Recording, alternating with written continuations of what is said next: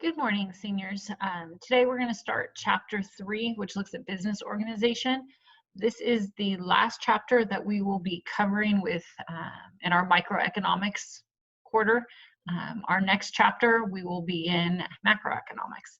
So this chapter, we're going to keep it to a minimum. We will not be covering the entire chapter. We'll be doing section 1 and parts of section 2. So let's get started on section 1. Hopefully you have out your chart that you completed for homework. That's going to be the format that we take notes in. So it'll make taking notes really easy if you have that out and add to it. All right, we're going to look at 3 types of business organization. First one is sole proprietorship. A sole proprietorship is a business that is owned and run by one person. In the United States, of the 3 different types of business organizations, this one is the most numerous and also the most profitable, but it is the smallest in size. So let's look at the advantages and disadvantages of a sole proprietorship. First, the advantages. It's easy to set up and easy to manage. This is tied to the idea this is one person who is deciding to set up the business. So it's easy to set up. They're the only ones making the decisions about where to locate, what to sell, how to sell. That also ties to the easy to manage. They are the only person that is owning this business, so they have the ability to manage it in any way they see fit. Other advantages would be because you are the only owner, your profit is all yours. It is not divided amongst anybody else. There are no separate business owners. In addition to your profit not being divided, another benefit would be there's no separate business income tax. You pay taxes on your income as an individual, but the business itself is not seen as a separate entity, so you only pay taxes once, essentially. In addition to that, psychological satisfaction would be another advantage. Some people open a business because they enjoy the feeling that they own something, they run something, it's all theirs, so it brings psychological satisfaction. And it's pretty easy to end this business because one person set it up, one person can also end it. So those are our 6 advantages. Let's look at our disadvantages. A disadvantage for sole proprietorship is unlimited liability. Because you are the only owner, if the business does incur debt or have a loss, it is all up to you to have to pay that off. They can also go after your home and your personal property to pay any of your debts. Additional disadvantages. Size is small because this company with only having one owner tends to be small, and because it's small, it tends to run maybe a little less efficiently. You may not be able to hire as many employees as you'd want, and your inventory tends to be lower or small because of the size and the lack of money that a lot of times sole proprietorships have. With regards to the money, another disadvantage, it's hard to raise financial capital. Banks tend to not want to loan a lot of money out to a sole proprietorship. It's a little bit harder to collect, and so oftentimes the owner has to dip into their savings to be able to finance their business.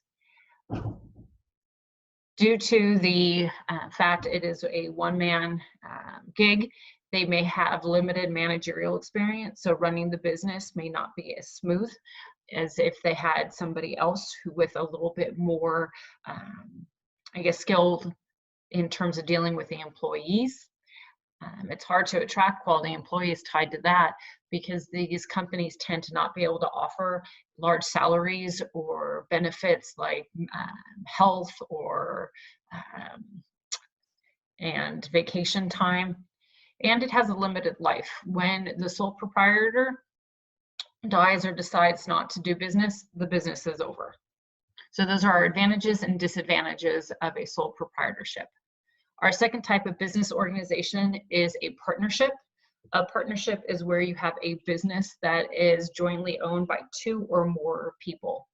There are 2 types of partnerships. One's a general partnership. If you have a general partnership, then all of the partners take part in the running and financing of the business.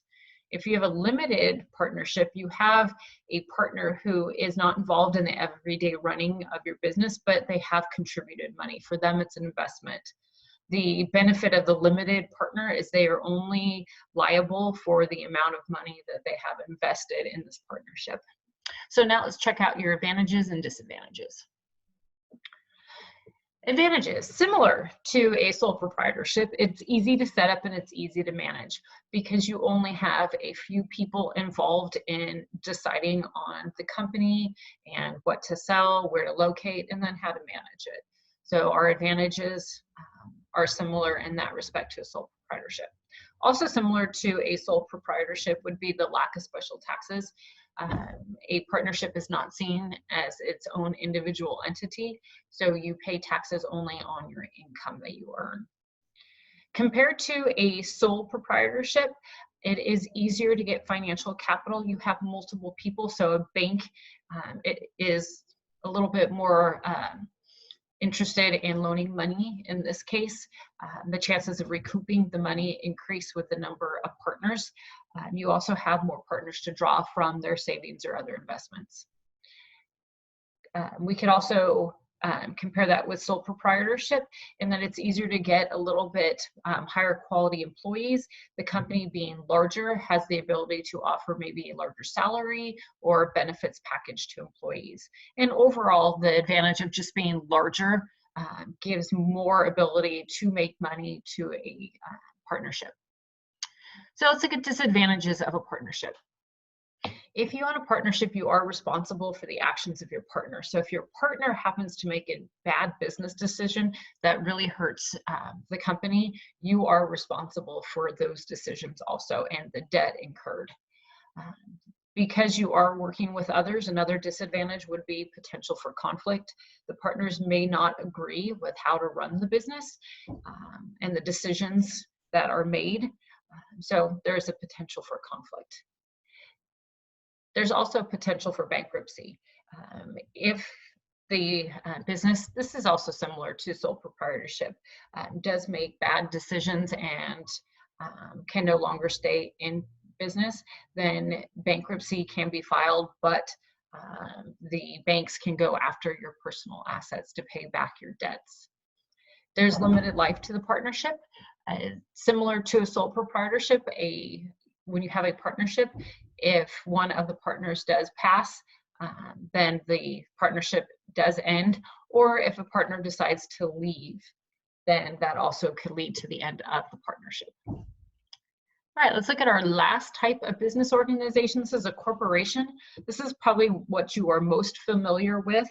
About 20% of all firms are corporations, but although they're only 20%, they make up 90% of all sales, so they tend to be much larger.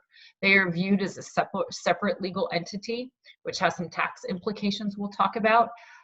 To establish a corporation, you need an attorney and you need to file for a charter from the government, so this process can be very, very expensive. If you are a corporation, one of the benefits that we'll look at is the ability to sell stock. So let's take a little bit of a side trip and look at stock.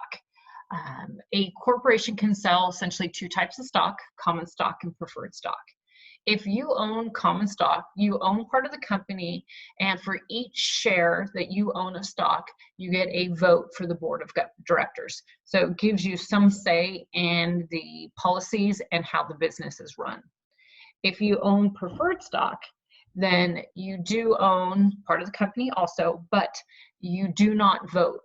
You receive your dividends, which are shares of the corporation's profits first, but you do not have any voting rights, so you do not have any direct say in how the corporation is run. All right, let's look at our advantages and disadvantages. The advantages for corporation are, it would be the easiest business organization to raise financial capital. You can sell stock and raise capital to work on a new line, or you might even want to expand your company. It's easy to raise capital. There's limited liability. This is also tied to stock, that those folks who own stock, they can only lose as much money as they've actually invested in the company. So you are very limited with your losses. In terms of another advantage, directors can hire professional managers. So if you don't have the skill set to run the company, you have the money and the funds to be able to hire somebody who is skilled and can run your company in a way that can make more and more money. Another advantage would be unlimited life, because stock can be sold. The company will keep going on. The ownership may change over time as stock is bought and sold, but the company can run indefinitely. That ties to the ease of transferring ownership. That ownership is transferred through the buying and selling of stock. All right, our last thing we need to deal with today is our disadvantages of our corporation. One of the first disadvantages, the difficulty of getting a corporate charter, the cost. That is prohibitive, not just for the attorneys, but for the charge the government has for being incorporated. Another disadvantage would be there's not a lot of say in the running of a company if you own stock, unless you own a large amount of stock. Most corporations sell thousands and thousands and thousands, tens of thousands of shares of stock.